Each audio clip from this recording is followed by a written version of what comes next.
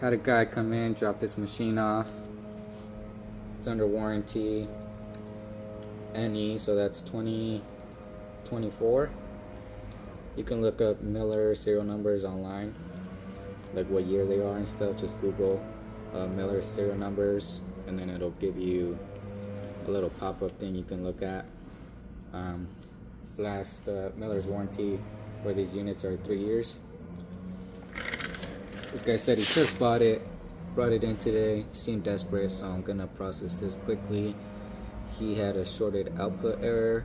Sometimes you can reset it. Just look at your manual, and gives you a few little tips. And if it doesn't reset and you got a meter, put it on your little diode check.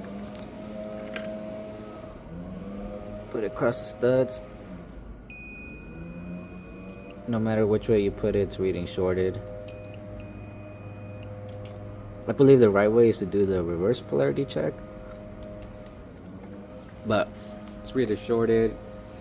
Gonna have to replace the wind tunnel, so I'm already getting that process for this guy.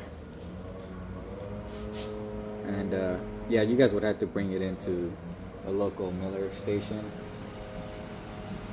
but it's a quick, easy fix anyways. I know it sucks when you just buy it, but yeah, catch you guys later.